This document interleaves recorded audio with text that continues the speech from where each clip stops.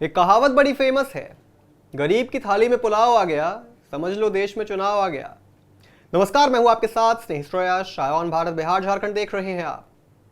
बिहार के अंदर चुनाव जैसे जैसे नजदीक आ रहे हैं, जाहिर सी बात है सभी पार्टियां जनता को लुभाने के प्रयास में है। इसी बीच नीतीश कुमार ने एक बहुत बड़ा दांव खेल दिया है।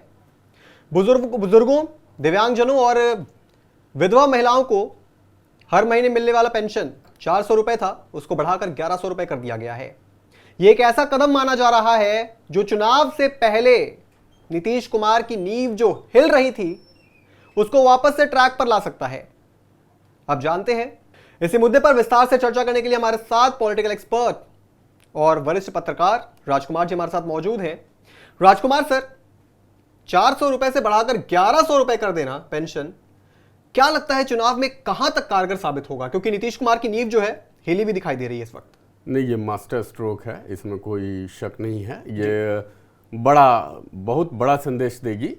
हालांकि इस जो वृद्धा पेंशन बढ़ाया गया है, इसमें श्रेय लेने की होड़ अब शुरू होगी और इसमें 3 दावेदार हैं जी।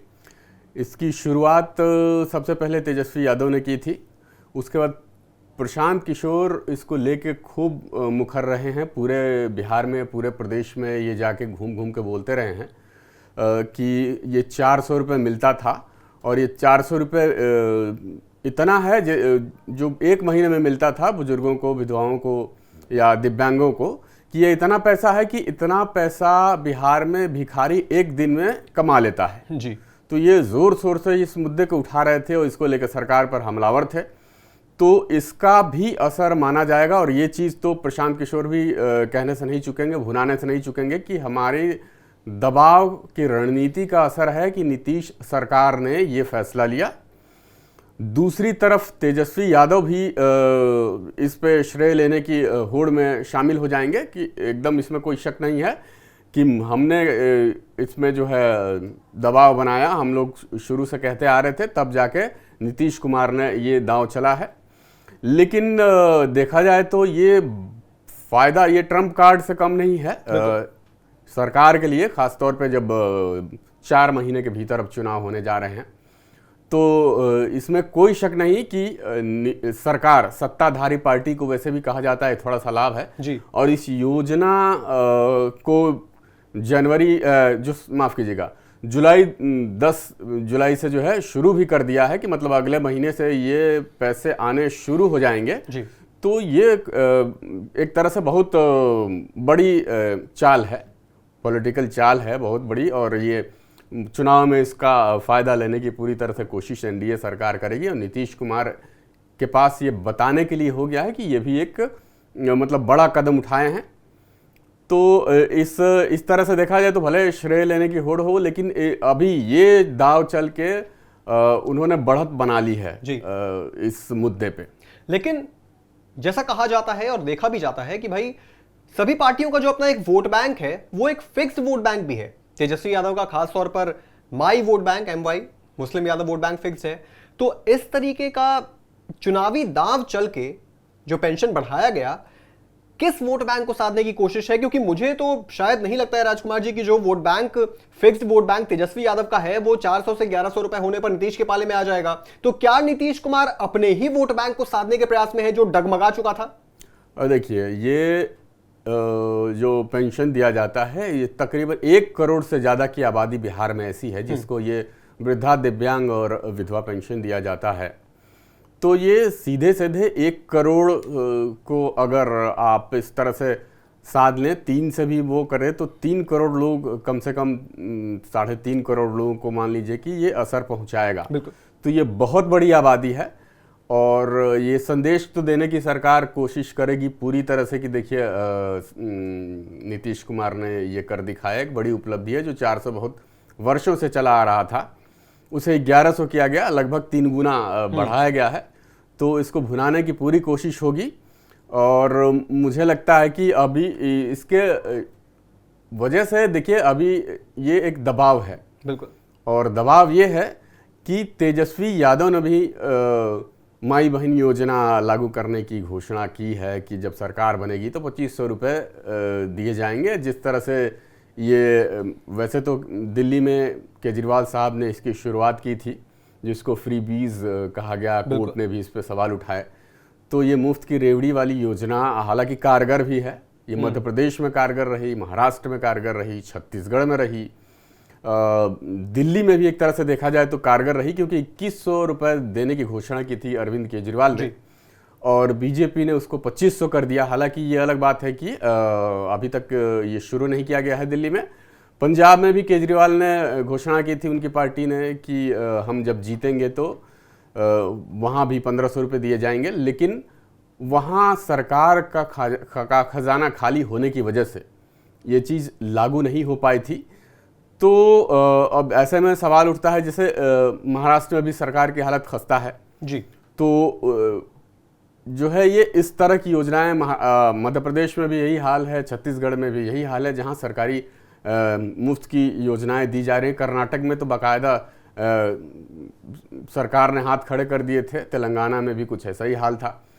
तो ये घोषणाएं हो रही हैं, सरकार पर बोझ बढ़ रहा है, और बिहार जैसे प्रदेश में जहां की आमदनी एकदम कम है वहाँ घोषणाएं बड़ी बात है। लेकिन ये पेंशन तो जो है बनता है, पेंशन ऐसे जो है असहाय लोगों को आप दे रहे हैं, तो ये बड़ी उम्मीद है। हालांकि अभी भी ये महंगाई का दौर देखते हुए 1100 रुपये बहुत ज़्यादा नहीं लगता है, ये बहुत कम है।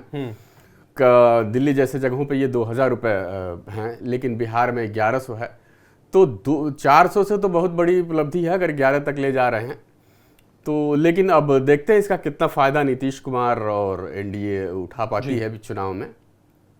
लेकिन सवाल ये भी है जिसका छोटा सा जवाब मैं आपसे चाहूंगा कि क्या यहां से अब क्या ये, जैसे आपने फ्रीबीज का जिक्र किया, फ्रीबीज का एक नया गेम शुरू हो जाएगा? क्या पता आप तेजस्वी यादव भी आकर के एक बड़ा ऐलान कर दें कि हम भाई देखिए अब वो पेंशन दे रहे हैं, हम अब बिजली भी फ्री करने की बात कह देंगे। अब धीरे धीरे क्योंकि केजरीवाल भी मैदान में आ रहे हैं और केजरीवाल की जो कोर पॉलिटिक्स रही है वो फ्रीबीज की ही रही है। वो जहां भी जाते हैं चुनाव में यही ऐलान करते हैं कि नेताओं को बिजली फ्री मिलती है तो जनता को क्यों नहीं, तो बिजली फ्री, नेताओं को गाड़ियां फ्री मिलती है तो जनता को क्यों नहीं बसेस फ्री। ये सब चीजें जो है केजरीवाल लंबे समय से करते आए हैं। तो क्या पता अब यहां से क्या हमें बिहार के अंदर फ्रीबीज की राजनीति देखने को मिलेगी? ये शुरुआत हो चुकी है।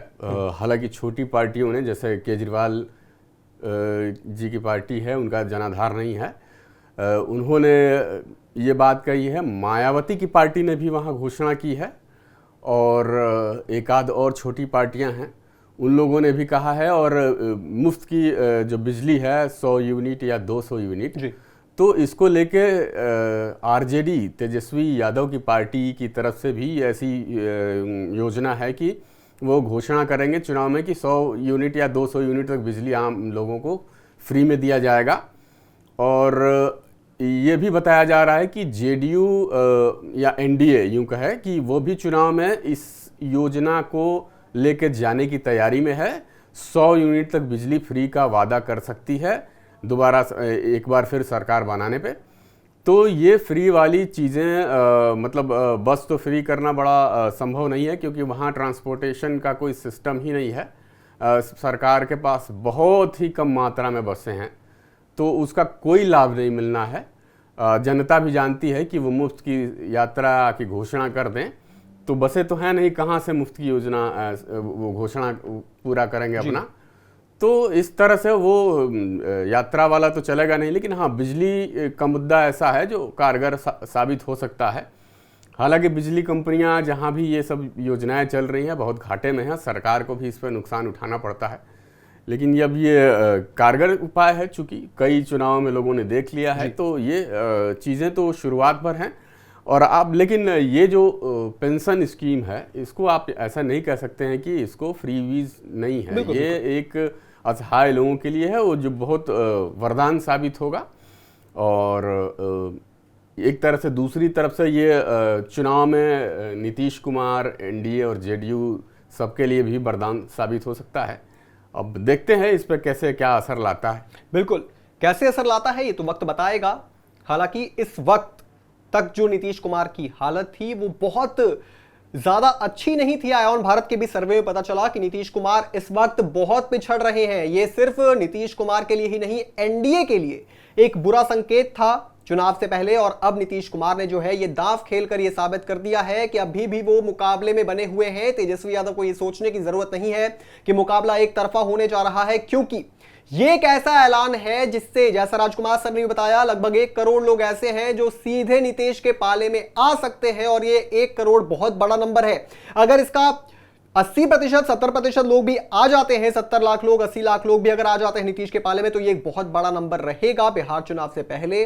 फिलहाल देखना यही होगा किस प्रकार से नीतीश कुमार का ये मास्टर स्ट्रोक आने वाले चुनाव में उनका साथ देता है, जनता उन पर विश्वास करती है या नहीं, क्योंकि ये एक वादा नहीं है जो कहा जा रहा है कि चुनाव के बाद हम पूरा करेंगे। इन्होंने जुलाई से लागू कर दिया है।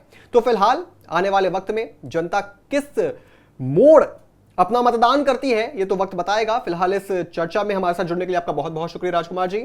इस पूरी चर्चा पर आप क्या सोचते हैं दोस्तों, कमेंट बॉक्स में जरूर लिखते जाइएगा। बिहार झारखंड से जुड़ी तमाम बड़ी खबरों को देखने के लिए आप जुड़े रहें आय ऑन भारत बिहार झारखंड के साथ।